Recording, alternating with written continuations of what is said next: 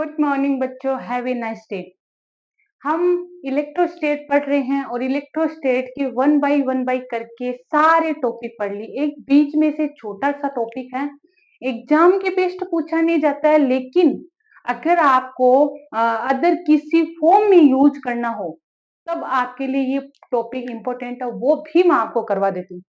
देखो, मैं ये चाहती हूँ कि ऐसा कोई टॉपिक रह ना जाए जिससे ये हो कि मेरी वजह से वो टॉपिक रह गया और हो सकता है आपका लॉस भी हो सकता है उस चीज से। इसलिए जितने भी टॉपिक थे वो सारे करवा दिए, ये लास्ट टॉपिक है और फाइनली इसके बाद हमारा ये चैप्टर क्या हो जाएगा, एंड हो जाएगा सिर्फ थ्योरेटिकल पार्ट से। और नेक्स्ट हम जब भी आगे नेक्स्ट इसके बाद जब भी कोई वीडियो अपलोड होगा वो इस चैप्टर के न्यूमेरिकल्स का होगा। क्यों? क्योंकि पहले जब तक अपन किसी चैप्टर के न्यूमेरिकल्स नहीं करते इसका मतलब वो चैप्टर इनकम्प्लीट है, तो अपन को इसको क्या करना है, कंप्लीट करना है। और वो कंप्लीट होने के बाद हम सेकेंड चैप्टर स्टार्ट करेंगे, पोटेंशियल एंड पोटेंशियल डिफरेंस।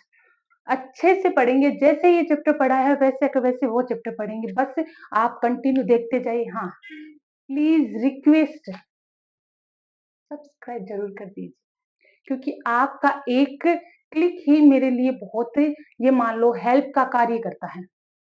मैं आपकी हेल्प कर रही हूँ ये सोचे बिना कि पता नहीं मेरा टाइम जा रहा है या आपका टाइम जा रहा है, लेकिन मैं हेल्प कर रही हूँ। इसलिए अगर आप वीडियो देख रहे हैं तो छोटा सा सब्सक्राइब तो बनता ही है।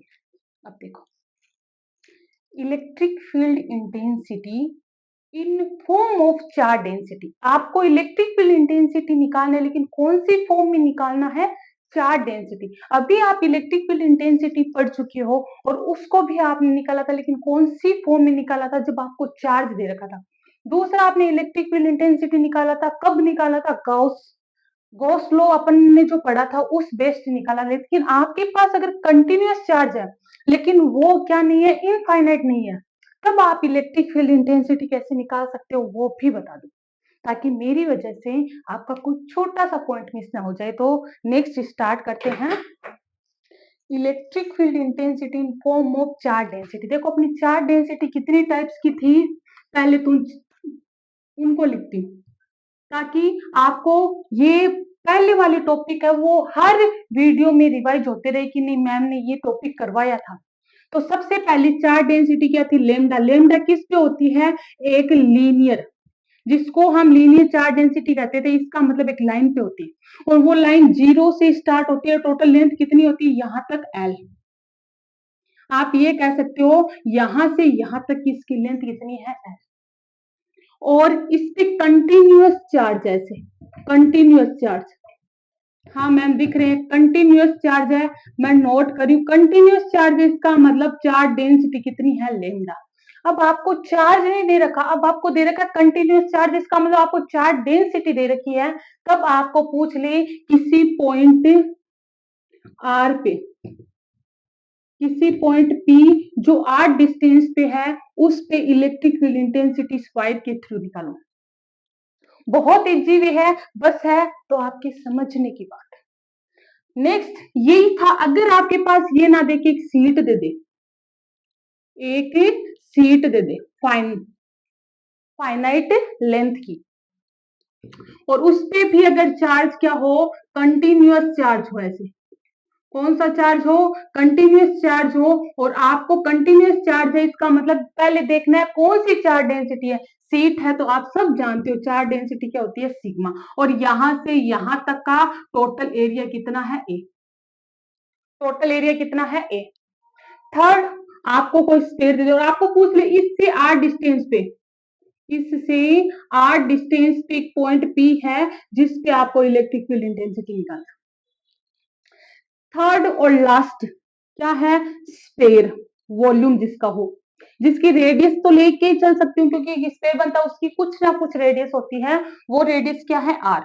और आपको इस पे भी कंटिन्यूअस चार्ज है, कंटिन्यूअस चार्ज मतलब चार्ज का जो डिस्ट्रीब्यूशन है वो कंटिन्यूअस हो, दो चार्ज के बीच की डिस्टेंस क्या हो, बहुत कम हो, ऐसे। और आपको पूछ ले इससे आर डिस्टेंस पे पॉइंट पी है और आपको इलेक्ट्रिक फील्ड इंटेंसिटी निकालना है। तीन आपके पास क्या है, case, first linear charge density, second कौन सी सरफेस चार्ज डेंसिटी, और third volume charge density. Volume charge density को किससे रिप्रेजेंट किया जाता है? रो से। कैसे निकालोगे?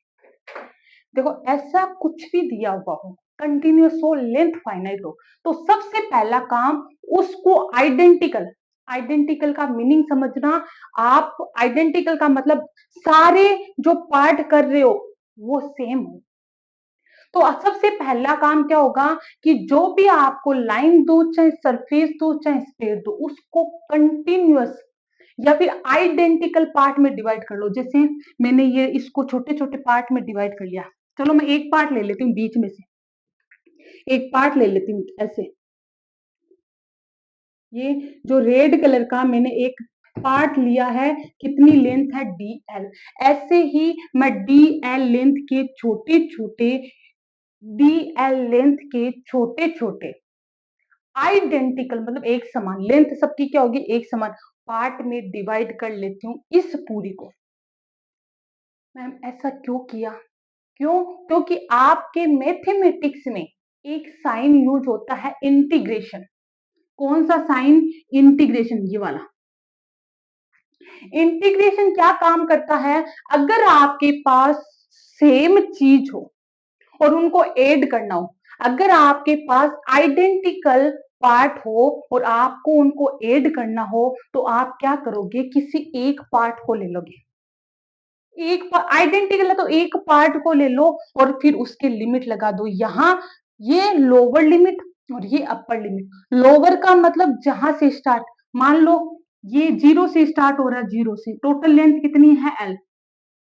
आप एक लेंथ का निकालो फिर इंटीग्रेशन कर दो तो टोटल लेंथ का आ जाएगा। ये इंटीग्रेशन का साइन होता है, मतलब उन सबको ऐड करना। कौन करता है? इंटीग्रेशन। लेकिन कब करता है? जब आपके पास आइडेंटिकल पार्ट हो, मतलब जितने पार्ट किए हुए हो वो सारे के सारे क्या हो? Same.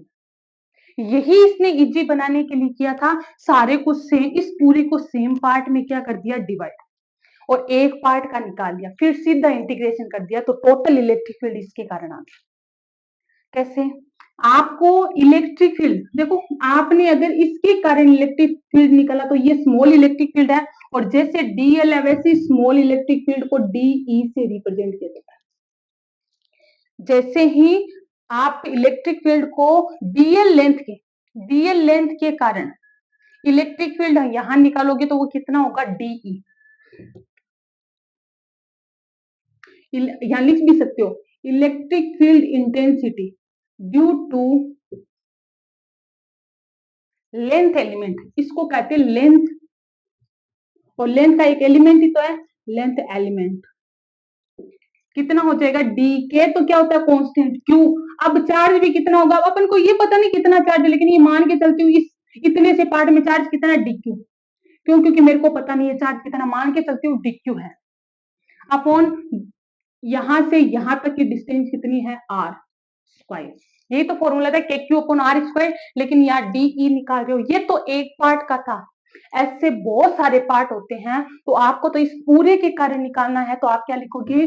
Total electric field intensity due to, किसके through? Length. Total electric field intensity due to wire of L length, क्या हो जाएगा? E। टोटल कितना हो जाएगा? E। क्योंकि अब टोटल निकालोगे तो क्या हो जाएगा? E। और कैसे आएगा? इंटीग्रेशन कर दो, कहां से कहां तक? इसका 0 से कहां से स्टार्ट हुआ है? 0 से, और कहां तक? L तक। के DQ अपॉन, कर लोगे क्या? इतना कर लोगे। उसके बाद अपन के पास चार्ज नहीं है, क्योंकि चार्ज तो DQ मानना है, अपने पास है क्या? लेमडा डेंसिटी है, क्योंकि चार्ज का तो पता ही नहीं कितना होता है, तो मैं DQ का मान पता नहीं लेकिन लेमडा का मान पता है, तो वी नो दैट। क्यों लेमडा? क्योंकि लेमडा यहाँ निकालो सब जगह सेम होती है, तो लेमडा ही निकालू DQ अपॉन DL, क्योंकि मैंने DL पार्ट में कितना चार्ज मान रखा है? DQ, तो DQ की वैल्यू कितनी आएगी? लेमडा DL, और ये वैल्यू पुटअप कर दू, लेमडा DL पुटअप कर दू तो E बराबर क्या आ जाएगा? 0L के कांस्टेंट है तो बाहर भी ले सकते हो, तो क्या आ जाएगा ई के बाहर ले लू कहां से कहां तक 0 से L lambda D L upon R square. ये है कौन सी फॉर्म में, लेमडा डेंसिटी की फॉर्म में इलेक्ट्रिक फील्ड, और ये आपकी हेडिंग है। ऐसे सेकंड वाले का निकाल सकते हो सेम। अगर इसका इतना सा पार्ट लू तो आप क्या रहोगे, D equals to K D Q upon R square. उसके बाद टोटल इलेक्ट्रिक फील्ड इंटेंसिटी कितनी हो जाएगी, ई इक्वल्स टू कहां से 0 से टोटल सरफेस कितना है ए, के की जगह K D Q upon R square. D Q को अपन निकाल सकते हैं sigma equals to D Q upon D A. क्यों, क्योंकि अब सरफेस है ये वाला, और सरफेस कितना होता है ये वाला, तो डी क्यू इक्वल क्या आ जाएगा, सिग्मा डी ए। वैल्यू पुटअप करूं तो ई इक्वल्स टू क्या आ जाएगा, 0 से A K sigma D A upon R square. K को बाहर निकाल लूं तो क्या आ जाएगा, sigma D A upon, sigma को भी बाहर निकाल सकते हो कांस्टेंट है, लेमडा को भी बाहर निकाल सकते हो कांस्टेंट है। ऐसे ही थर्ड वाले में वही डीई, अगर छोटा सा पार्ट लो, ऐसे इंडिविजुअल छोटे छोटे पार्ट लो तो क्या हो जाएगा, D equals to K D Q upon R square, R distance पे। टोटल इलेक्ट्रिक फील्ड इंटेंसिटी क्या आ जाएगी, ई इक्वल्स टू कहां से, 0 से वॉल्यूम, क्यों, क्योंकि इसका वॉल्यूम ही होता है, तो क्या आ जाएगा K D Q upon R square. We know that, क्यों, क्योंकि वेल ये डी क्यू तो अपन के पास है नहीं, अपन को तो डेंसिटी दे रखी है, तो फॉर्म डेंसिटी की फॉर्म में क्या हो जाएगा, इतने में कितना चार्ज, डी क्यू मान के चलू, वॉल्यूम कितना है डीवी, तो क्या हो जाएगा डी क्यू अपॉन डीवी रो, तो डी क्यू का मान कितना हो जाएगा, रो डीवी। वैल्यू पुटअप करूं तो ई इक्वल्स टू के को बाहर निकालू 0 से V rho D V upon R square.